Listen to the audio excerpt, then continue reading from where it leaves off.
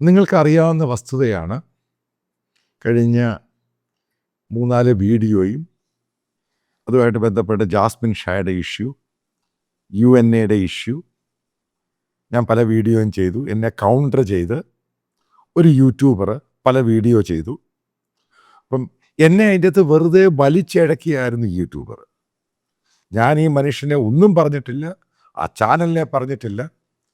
ഞാൻ ആ ബന്ധമില്ലാത്ത ഇഷ്യൂ, പക്ഷേ ഇയാളെ അതായത് ജാസ്മിൻ ഷായും കൂട്ടരെയും വൈറ്റ് വാഷ് ചെയ്യാൻ നടത്തിയ ശ്രമം, അതാണ് യഥാർത്ഥത്തിൽ ഉണ്ടായത്.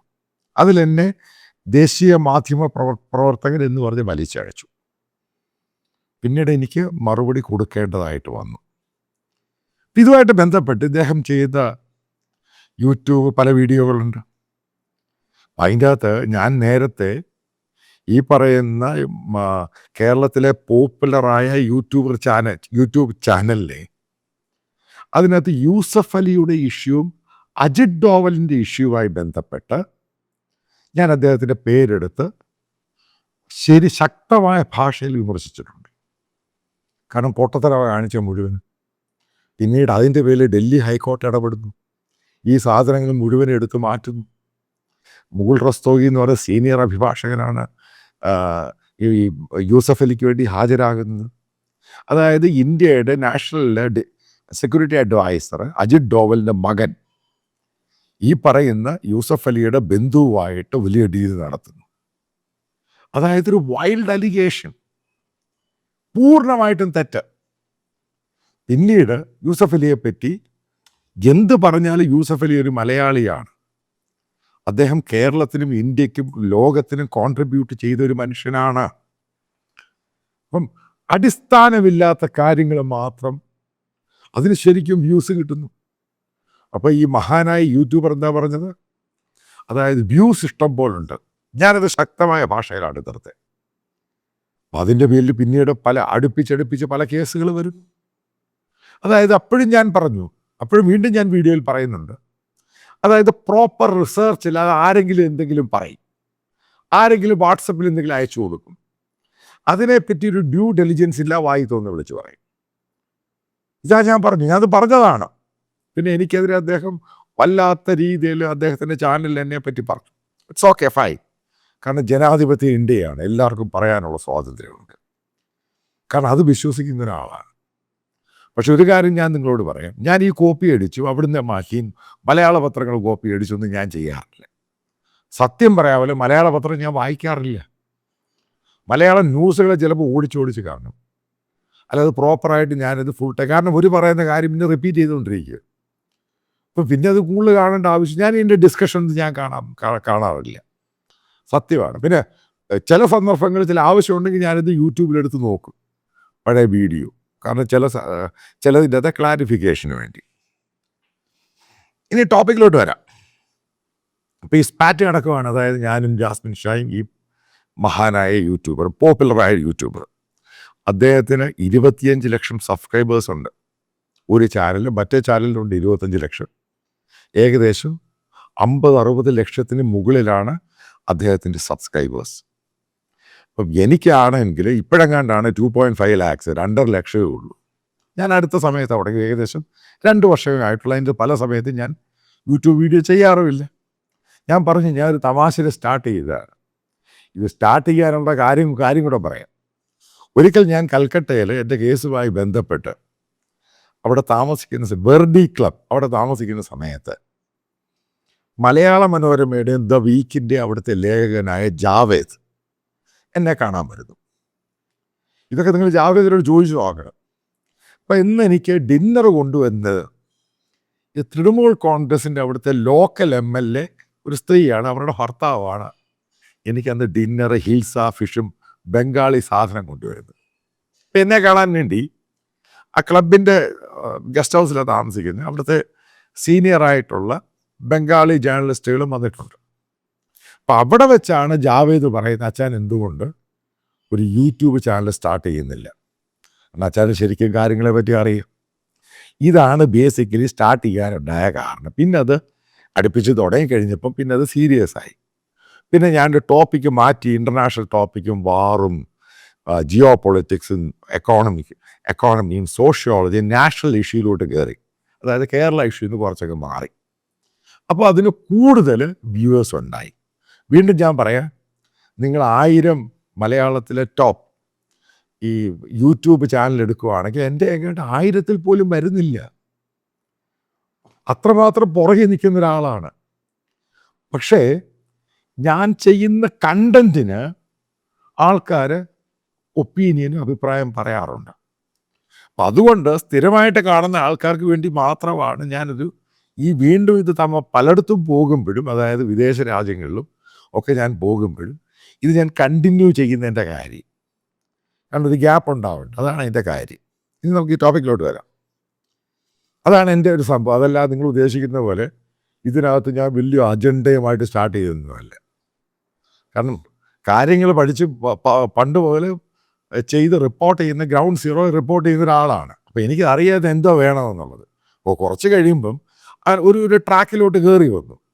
ഇതൊന്നും ഞാൻ കാണാപ്പാഠം പഠിച്ച് പറയുന്നൊന്നുമല്ല. ചില വീഡിയോ 16 മിനിറ്റ് 20 മിനിറ്റൊക്കെ ആവുന്നത് ഈ നാച്ചുറൽ ടോക്കിൻ്റെ ഭാഗമായിട്ട് പോകുന്നതാണ്. കാരണം ഞാൻ സ്റ്റീരിയോ ടൈപ്പ് അല്ല. സ്റ്റീരിയോ ടൈപ്പാണ് 10 മിനിറ്റ് നിർത്താം, 12 മിനിറ്റ് നിർത്താം. പക്ഷേ എനിക്കത് ചിലപ്പോൾ പറ്റാതെ വരുന്നു. അതാണ് നീണ്ടുപോകാനുള്ള കാരണം. അപ്പോൾ ഈ പറയുന്ന ജാസ്മിൻ ഷായും ഈ പറയുന്ന മലയാളത്തിലെ പോപ്പുലർ യൂട്യൂബർ, അദ്ദേഹത്തോട് ഈ ജാസ്മിൻ ഷായുടെ ഇഷ്യൂമായി ബന്ധപ്പെട്ട് നിങ്ങൾക്ക് മനസ്സിലായേക്കാണ് അദ്ദേഹം കൊടുത്ത വീഡിയോ, ജാസ്മിൻ ഷായുടെ വീഡിയോ. ഇദ്ദേഹം ഇതിനെ വെള്ള പൂശാൻ ശ്രമിക്കുമ്പോൾ അതിൻ്റെ താഴെ വരുന്ന കമൻറ്റുകളും ഞാൻ ചെയ്യുന്ന വീഡിയോയുടെ താഴെ വരുന്ന കമൻറ്റ്, എന്ത് ഇത്രമാത്രം മലയാളികൾ, ഇത്രമാത്രം പ്രത്യേകിച്ച് ക്രൈസ്തവരും ഹിന്ദുക്കളും ഈ പറയുന്ന തീവ്ര ഇസ്ലാമിക അജണ്ട വെച്ച് പെരുമാറുന്നവർക്ക് ഇത്രമാത്രം തീവ്രമായിട്ട് റെസ്പോണ്ട് ചെയ്യുന്നതിൻ്റെ കാര്യം എന്താണെന്ന് എനിക്ക് പിടികിട്ടിയോ? ഇത് ഗ്ലോബൽ ഇഷ്യൂവിൻ്റെ ഭാഗമാണ്. കാരണം മലയാളികൾ ലോകത്തെല്ലായിടത്തുമുണ്ട്. ഈ പറയുന്ന മുസ്ലിം കമ്മ്യൂണിറ്റി ഉള്ളവർ മാത്രമേ ഉള്ളൂ ഏറ്റവും കൂടുതൽ ഗൾഫ് കൺട്രീസിലുള്ളത്. ബാക്കിയുള്ള ക്രിസ്ത്യൻസ് ആണെങ്കിൽ ഹിന്ദുക്കളാണെങ്കിൽ ഗ്ലോബലായിട്ട് എല്ലായിടത്തും ഉണ്ട്. ഇന്ത്യയുടെ എല്ലാ ഭാഗത്തും ഉണ്ട്. ഇവർക്കറിയാവുന്ന വസ്തുതയാണ് എന്താണ് മത തീവ്രതയും മതഭീകരവാദവും. കാരണം അവരനുഭവിക്കാനും മലയാളി ഇപ്പം നേരിട്ട് അനുഭവിച്ചുകൊണ്ടിരിക്കുക. കാരണം ജർമ്മനിയിലുള്ളവർ അനുഭവിക്കുന്നു, ബ്രിട്ടനിലുള്ളവർ അനുഭവിക്കുന്നു, ഫ്രാൻസിലുള്ളവർ അനുഭവിക്കുന്നു, ഓസ്ട്രേലിയയിലുള്ള അനുഭവിക്കുന്നു, ലോകത്ത് മുഴുവൻ അനുഭവിച്ചുകൊണ്ടിരിക്കുക, അവർ കണ്ടുകൊണ്ടിരിക്കുക. അപ്പം അങ്ങനെ ഒരു അജണ്ട വെച്ച് ഒരിക്കൽ പൊളിറ്റിക്കൽ ഇസ്ലാം ആടെയാണ് ഓടെയാണെന്നൊക്കെ പറഞ്ഞ് നടന്നയാൾ പെട്ടെന്ന് മുസ്ലിം ലീഗിനെ, പെട്ടെന്ന് സുഡാപ്പികളെ വെള്ളം പൂശാൻ വന്നു കഴിഞ്ഞപ്പോൾ ആൾക്കാർ പ്രതികരിക്കാൻ തുടങ്ങി. സിമ്പിളാ സംഭവം. ഇതിൻ്റെ പേരിൽ ഒരു മനസ്സിലാക്കും, ഒരു ക്രിസ്ത്യൻ ഹിന്ദു ബോണ്ടേജ് ഉണ്ടായിട്ടുണ്ട് കേരളത്തിൽ. ഭയങ്കരമായിട്ട് അങ്ങ് അടുത്തു. കാരണം ഗ്ലോബൽ ടെററിസം നടക്കുകയാണ്. എങ്ങനെ എതിർക്കാൻ പറ്റും? അതിൻ്റെ പേരിലുണ്ടായിരിക്കുന്ന ഒരു ബന്ധമുണ്ട്. അതാണ് എൻ്റെ വീഡിയോയുടെ താഴെ ഈ കമൻറ്റ് ബോക്സിൽ കാണുന്ന രസകരമായ സംഭവം. കാരണം അവരൊരു കാരണവശാലും ഇത് അക്സെപ്റ്റ് ചെയ്തില്ല. കാരണം ഇവരുടെ ബന്ധുക്കൾ, മക്കൾ, അവിടെ ജോലി ചെയ്യുകയും ബിസിനസ് ചെയ്യുകയും ചെയ്യുന്നവർ, കാരണം ഇവരൊക്കെ ഡെയിലി ഫീഡ് ചെയ്യുന്ന ആ ന്യൂസുകൾ വായിക്കുന്നു. ലോകത്ത് എന്തൊക്കെയാണ് നടക്കുന്നത്. ക്രിസ്മസ് മാർക്കറ്റിൽ ബ്ലാസ്റ്റ്, അവിടെ ലോറി കൊണ്ടിടിക്കുന്നു, കത്തിക്കുത്തി കൊച്ചു കുട്ടികളെ കൊല്ലുന്നു, ഓസ്ട്രിയയെ കൊല്ലുന്നു, ഓസ്ട്രേലിയയിൽ സംഭവിക്കുന്നു, ജൂയിഷ് സിനഗോഗ് കത്തിക്കുന്നു. ഇവിടുത്തെ സുഡാപ്പികളൊക്കെ വിചാരിക്കുന്നത് ഇതൊന്നും ആൾക്കാർക്കൊന്നും അറിയത്തില്ലെന്ന്. ഇതിൻ്റെ റിഫ്ലക്ഷനാണ് ഈ സോഷ്യൽ മീഡിയയിൽ എൻ്റെ വീഡിയോൻ്റെ ഈ സംഭവം നടക്കുന്നതിൻ്റെ ഏറ്റവും പ്രധാനപ്പെട്ട കാരണം. കാരണം ആളുകൾക്ക് ഭയമായി. അതാണ് അതിൻ്റെ കാര്യം. ഇത് ഭയം ഉണ്ടാക്കിയതിൻ്റെ കാര്യം എന്താണ്? കാരണം ഇത് കേരളത്തിൽ ഇത്രയും മാത്രം, ഇപ്പം ഈ അടുത്തിടയ്ക്കാണ് കേരളത്തിൽ ഇത്രമാത്രം ഒരു ആൻറ്റി മുസ്ലിം വികാരം ഉണ്ടായേക്കുന്നത്. എൻ്റെ കാര്യം എന്ത്?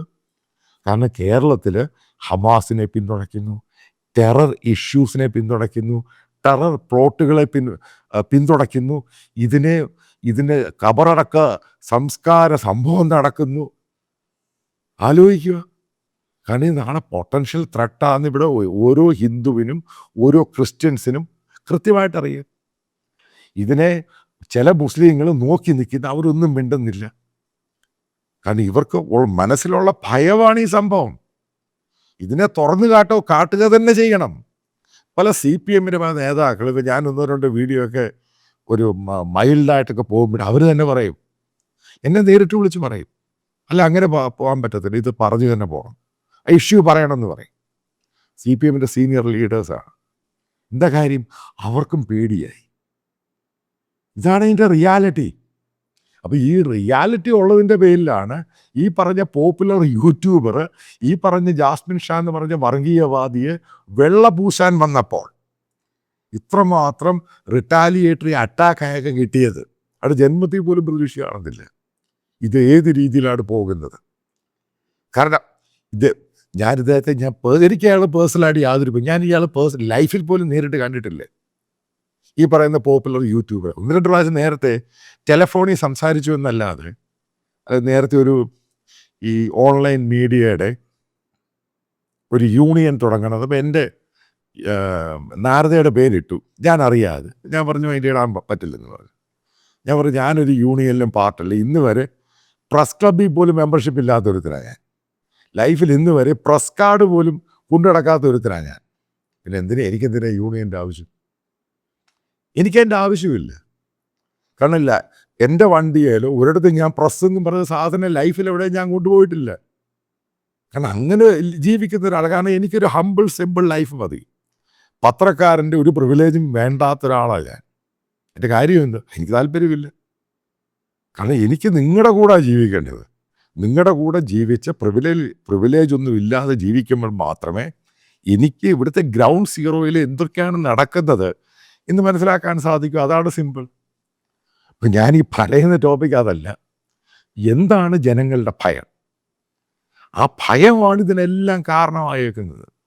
അപ്പം അങ്ങനെ തീവ്ര മനസ്ഥിതിയുള്ള ഒരാൾ പിന്തുണയ്ക്കുമ്പോൾ, അതായത് ചായം പൂശി അതിനെ വെളുപ്പിക്കാൻ ശ്രമിക്കുമ്പോൾ, അതായത് പെട്ടെന്ന് പറയുന്ന മുസ്ലിം ലീഗ് തീവ്രം ഇതല്ല, അവർ മതേതരമാണ്. എല്ലാവർക്കും അറിയാവുന്ന മുസ്ലിം ലീഗിനെ എത്രമാത്രം തീവ്രവാദിയാണ് അതിൻ്റെ അകത്തുള്ളവർ. അതിൻ്റെ എത്രമാത്രം മുജാഹിദുണ്ട്, എത്രമാത്രം സുഡാപ്പികളുണ്ട്, എത്രമാത്രം എക്സ്ട്രീമിസ്റ്റ് സുഡാപ്പികളുണ്ട് എല്ലാവർക്കും അറിയാവുന്ന വസ്തുതയാണ്. അപ്പം ഒസാമ ബിൻ ലാഡൻ സുഡാപ്പിയല്ല എന്ന് പറഞ്ഞാൽ എത്ര പേര് വിശ്വസിക്കും? ഈ പറയുന്ന യൂട്യൂബർ വിശ്വസിക്കുമായിരിക്കും. പക്ഷെ ഞാൻ വിശ്വസിക്കുന്നില്ല. കാരണം പുള്ളി ഈ ഇസ്ലാമിനെതിരായിട്ടൊന്നും, അതായത് മറ്റുള്ളവരെ ഒന്നും പറഞ്ഞിട്ടില്ല, എല്ലാവരും കൊന്നിട്ടേ ഉള്ളൂ. ഇറ്റ്സ് നോട്ട്, ഞാൻ ഈ പറയുന്നതിൻ്റെ മീനിങ് എനിക്ക് പിടികിട്ടി കാണും. അപ്പം പറയാൻ പോകുന്ന സംഭവം, ലോകം മുഴുവനും ഭയമുണ്ട്. ലോകത്ത് എവിടെ പോയാലും ഭയമുണ്ട്. എനിക്കറിയാവുന്ന എത്രയോ മുസ്ലിം ഫ്രണ്ട്സ്, അതായത് ഓസ്ട്രേലിയയിലും ജർമ്മനിയിലും മറ്റുള്ളവരൊക്കെ പലയിടത്തും ഇവിടെ മുസ്ലിം ഐഡൻറ്റിറ്റിയെ പറയുന്നില്ല, പേടിച്ച്. കാരണം ആൾക്കാർക്ക് സംശയം, കാരണം ആൾക്കാർ മാറ്റി നിർത്തും. എൻ്റെ കാര്യം എന്തുവാ? ഈ സംഭവം ഇതൊക്കെ തടഞ്ഞു നിർത്തേണ്ട സാധനമാണ്. നിങ്ങൾക്കറിയോ കേരളത്തിലെ മുസ്ലിങ്ങൾ ഈ പാകിസ്ഥാനുമായി മിനി പാകിസ്ഥാൻ, ഈ ഹമാസിനും ഹിസ്ബുള്ളയ്ക്കും തീവ്രവാദ ഗ്രൂപ്പിനും പിന്തുണയ്ക്കുന്നതിൻ്റെ പേരിൽ ഇന്ത്യയിൽ പലർക്കും ഇപ്പം മലയാളികളെ പേടിയായി തുടങ്ങി. ഇത് റിയാലിറ്റിയായ സംഭവം. ഒരാദ്യം പേരെന്തുവാണ്? എന്തുവാ സംഭവം? ഏതാ മതം? ഏത് വിശ്വാസം? ഇതിനെ കാരണമാരാ?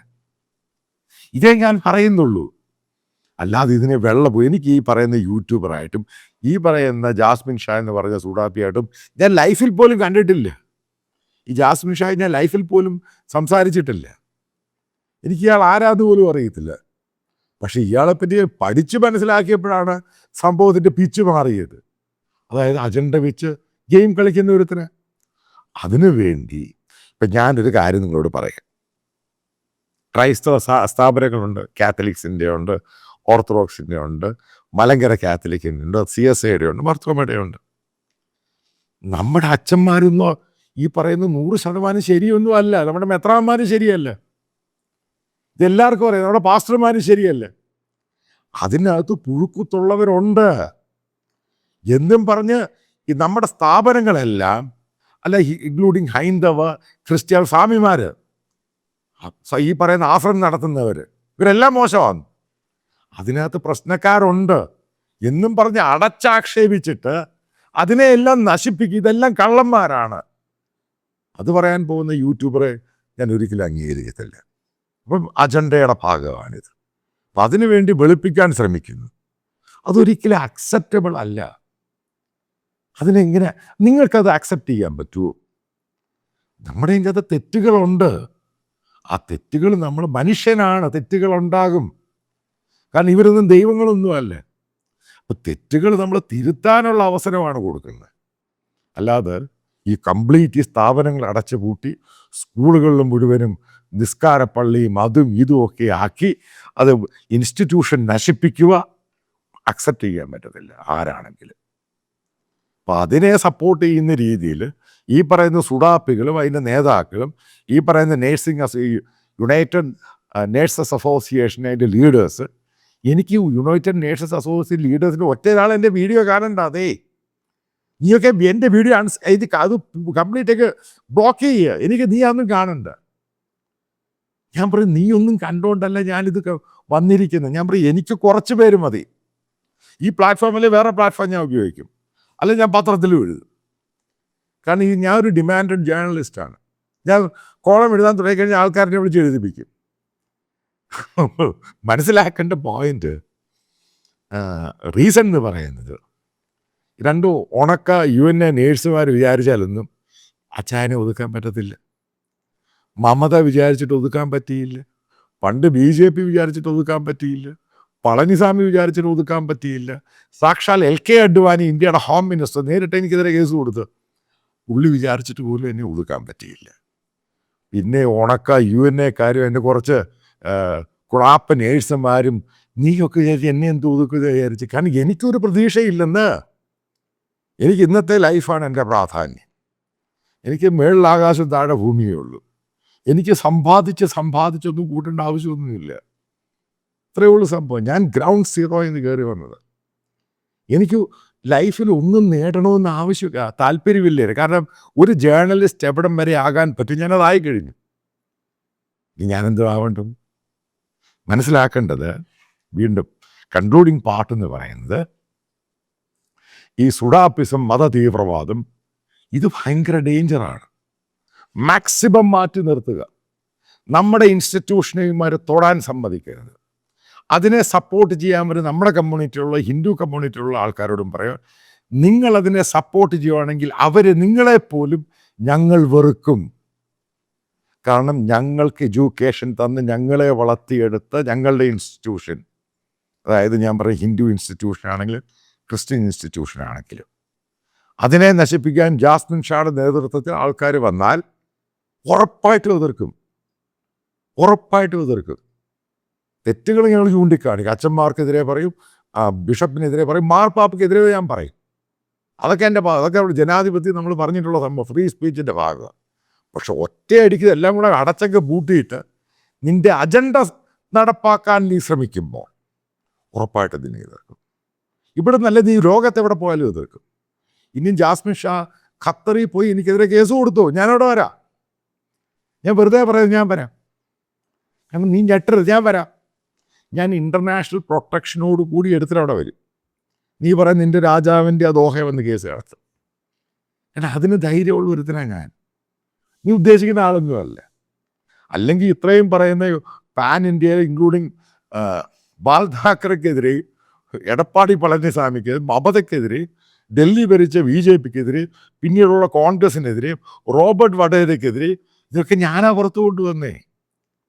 എനിക്കെന്ത് പുല്ലാടാ നിന്നെ പേടി? നീ കുറച്ച് ഉണക്ക നേഴ്സുമാർ നീ എന്ത് വരട്ടുമെന്നാ പറയുന്നേ? ഞാൻ കണ്ട ലോകമൊന്നും ഇന്ത്യയൊന്നും നീ കണ്ടിട്ടില്ല. അതിൻ്റെ കാര്യം. എനിവേ, ഇതുകൊണ്ട് തന്നെയാണ് ഞാൻ പറയുന്നത്, ഈ പറയുന്ന മത തീവ്രവാദികളെ അകറ്റി നിർത്തുക. അവരുടെ ഹിഡൻ അജണ്ട ഒരു കാരണവശാലും നടപ്പിലാക്കാൻ നിങ്ങൾ സമ്മതിക്കരുത്. അതിനെതിരെ എന്ത് വില കൊടുത്തും എതിർത്തുകൊണ്ടേയിരിക്കണം. അത് നമ്മുടെ ലൈഫിൻ്റെ ഭാഗമാക്കണം. തെറ്റുകളുണ്ട്, തിരുത്തണം. സാലറി കൂടുതൽ കൊടുക്കണം, അതൊക്കെ മാനേജർ കൊടുത്തിരിക്കണം. അതിനെതിരെയൊക്കെ സമരത്തിനുണ്ട്, പിന്തുണയുണ്ട്. പക്ഷേ അടച്ച് നശിപ്പിക്കാനാണ് തീരുമാനമെങ്കിൽ എതിർക്കുക തന്നെ ചെയ്യും, ഏത് ലെവലിലും.